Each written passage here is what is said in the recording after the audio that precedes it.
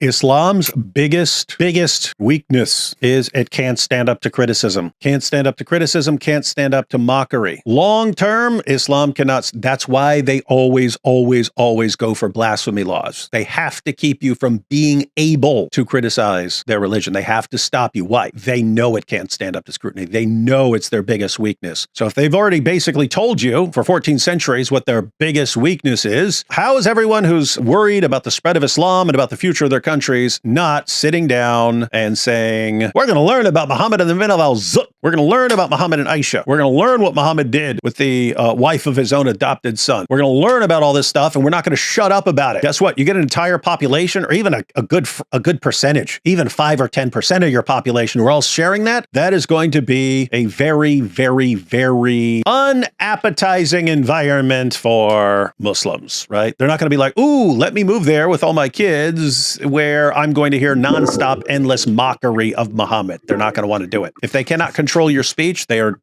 do not want to be there. And so just keep that in mind. This is simpler than people realize. It's very easy. Stand up, don't shut up, and it needs to be a bunch of you all crushing Muhammad. Not the way al-Zut did, but with information. Once you realize that your niceness and your good intentions have been weaponized, that's when you stop being nice. That's when you stop worrying about being nice, because it's been weaponized and it's being used to destroy you. Don't give people a way to destroy you. That's just insane and stupid. That whole show that we just saw, so the guy goes on a TV show and says some offensive things about Islam, some real things about Islam, and has some advice for Muslims. Nothing is being said that is dangerous anyway. But the presenter has to jump in and say, we apologize. We were not supposed to air this.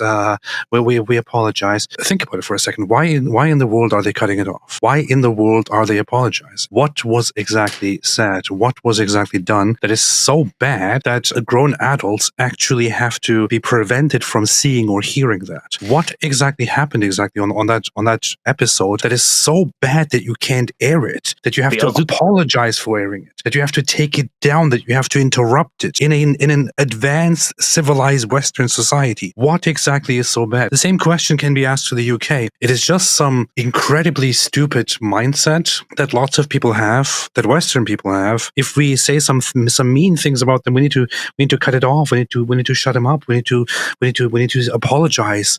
Can people just stop with this idiotic mindset? When did this become the norm? Was this the norm in Europe for 1,000 years? It wasn't. Was this the norm in Europe for the last 500 years? It wasn't. It became the norm very, very recently, and it really needs to stop as quickly as possible. It needs to stop as quickly as possible. And I think that this is something that young Bob or somebody else could be in charge of and could actually take on and pursue. Since you are in the UK, I would say to counter this, or to preemptively make sure that you can say certain things, somebody should start a campaign of preparing a sample speech that is to be read out in public, which simply states some basic facts about Islam. What you should be doing there is not to comment on any of it, not to give your opinion on any of it, but simply state the facts as they are, exactly as they are, so that when you are asked about it, you can say that you were simply stating the facts without criticizing it or giving your opinion on it. A good thing that could be done is to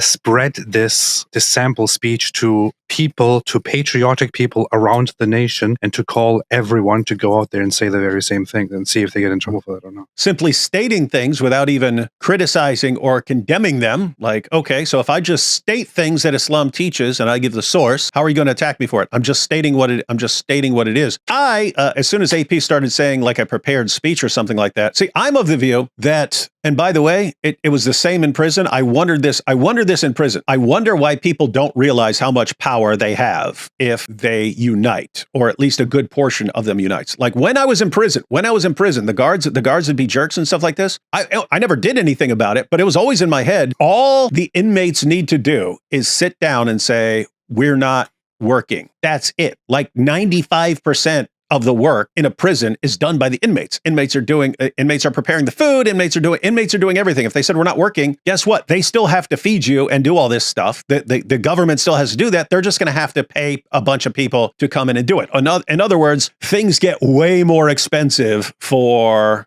a prison if inmates just refuse to do all the work. Inmates could control a lot more than they do. There's never a situation where they would be on the same page like that. But in a place like the UK, see, I'm of the view, when we see these videos of someone being arrested or something like that for a Facebook post, all you have to do to fix that is 5 million people all post the same thing and say, you're going to lock us all up. And guess what? They're not. They're not going to do it. That would change things instantly. If you define Islamophobia in some way and say, this is what Islamophobia is. If 5 million people all post a video of themselves doing whatever it is they just said, there's nothing you could do about it. They're not going to lock up 5 million people. They're just not.